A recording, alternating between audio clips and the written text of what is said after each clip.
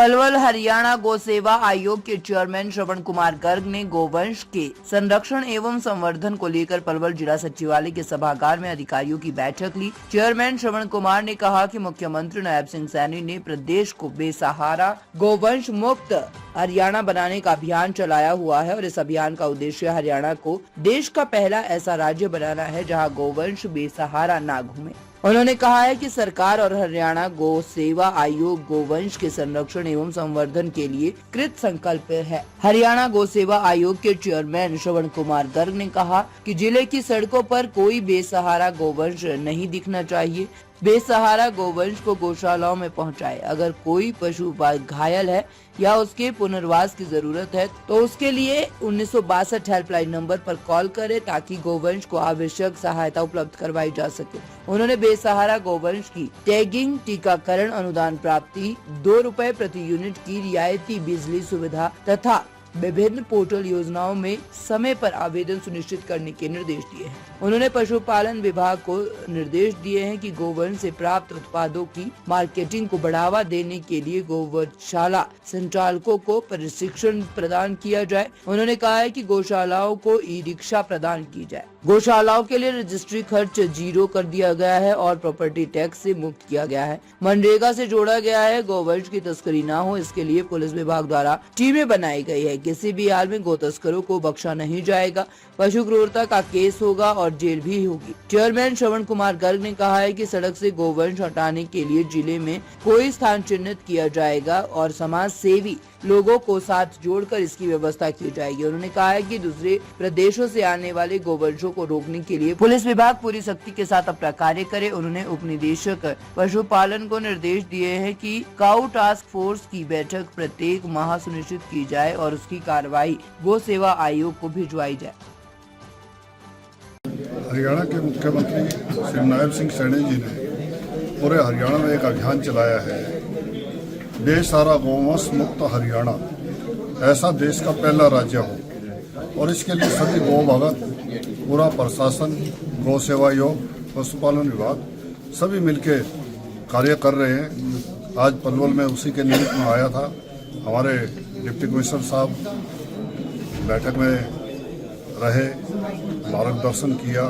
हमारे vice chairman साहब सभी गौ भगत आए थे, तो एक अच्छी बैठक रही और इसके अंदर ये तय किया गया 1 महीने का ये अभियान चलेगा और पलवल जिला बेसहारा गौवंश मुक्त होगा। जितनी संख्या हमारे पास आई, गौशालाओं ने उससे ज़्यादा लिखवाई है।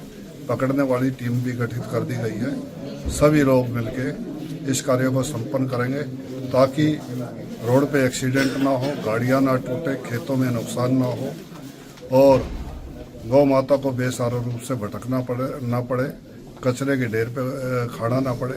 यह सब समस्या को हल करने के लिए ये आज बैठक थी और ये एक सफल बैठक रही और इसके लिए मैं हमारे डिप्टी कमिश्नर महोदय को और प्रशासन के सभी अधिकारियों को भी धन्यवाद करता हूँ। गौशालाओं की मांगे जायज मांगे थी, कई जगह शेड की मांग थी, कई जगह फर्श वगैरह टूटा हुआ था। उसके लिए डिप्टी कमिश्नर साहब से बात हुई है। जो प्रशासन कर सकता है वो सब निश्चित करवाएंगे और जो आयोग के माध्यम से होना है वो आयोग के माध्यम से भी रेगुलर ग्रांट भी जारी है। गौशाला में गौशाला संतुष्टि भी है। राजीव गांधी कहा करते थे 100 पैसे भेजता हूँ 15 पैसे पहुँचते हैं, परंतु ये नरेंद्र मोदी जी की सरकार है, नायब जी की सरकार है। गौशाला ने भी माना है कि 100 पैसे भेजे तो 100 पैसे ही हमें मिले हैं, तो इस प्रकार से उसका सदुपयोग भी गौशाला कर रही है। गौशाला का बिजली का बिल ₹2 यूनिट कर दिया है। रजिस्ट्री खर्चा 0 कर दिया है। 10 रुपये बच्चे का, 20 रुपये गाय का, 25 रुपये नंदी का कर दिया गया है। मनरेगा से गौशालाओं को जुड़वा दिया गया है। ई रिक्शा गौशालाओं को जल्दी ही हम देने जा रहे हैं। ऐसी बहुत सी नस्ल सुधार पे भी हम आगे बढ़ रहे हैं। शेड गौशालाओं को 51 शेडों की अनुमति हमने दे दी है और 5-5 लाख रुपए गौशालाओं को उसके निमित्त दिए हैं।